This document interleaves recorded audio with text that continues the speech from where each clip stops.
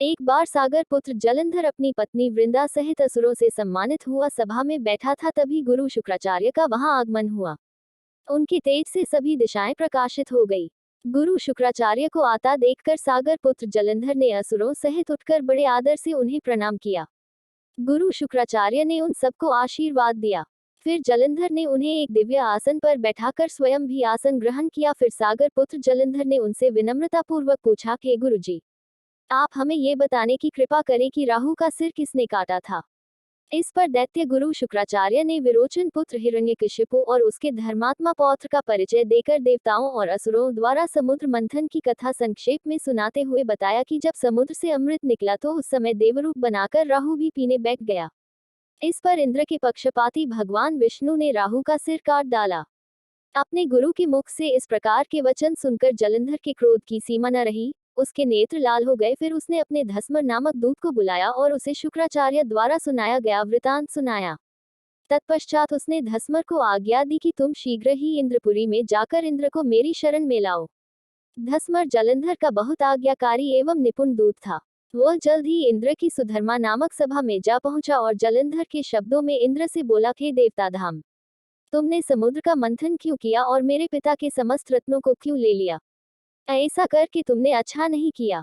यदि तू अपना भला चाहता है तो उन सब रत्नों एवं देवताओं सहित मेरी शरण में आ जा, अन्यथा मैं तेरे राज्य का ध्वंस कर दूंगा। इसमें कुछ भी मिथ्या नहीं है।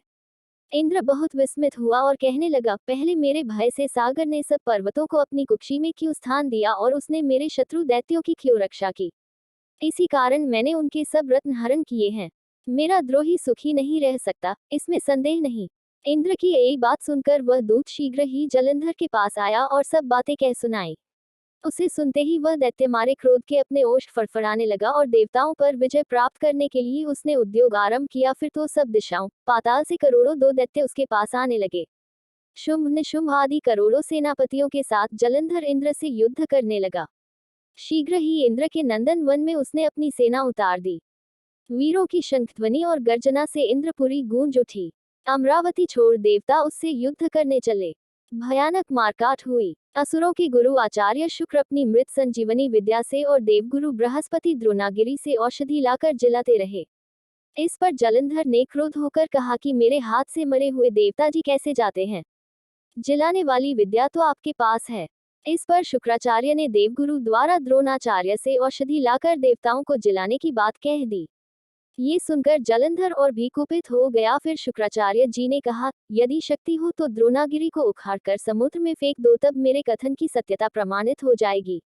इस पर जलंधर कुपित होकर जल्द ही द्रोणागिरी पर्वत के पास पहुंचा और अपनी भुजाओं से पकड़कर द्रोणागिरी पर्वत को उखाड़कर समुद्र में फेंक दिया। ये तो भगवान शंकर का तेज था, इसमें जलंधर की कोई विचित्रता नहीं थी। तत्पश्चात यह सागर पुत्र युद्धभूमि में आकर बड़े तीव्र गति से देवताओं का संहार करने लगा। जब द्रोणाचार्य जी औषधि लेने गए तो द्रोणाचल को उखड़ा हुआ शून्य पाया। वह भयभीत हो देवताओं के पास आए और कहा कि युद्ध बंद कर दो। जलंधर को अब नहीं जीत सकोगे। पहले इंद्र ने शिवजी का अपमान किया था। ये सुन सेवता युद्ध में जय की आशा त्याग कर इधर उधर भाग गए। सिंधु सुत निर्भय हो अमरावती में घुस गया। इंद्र आदि सब देवताओं ने गुफाओं में शरण ली।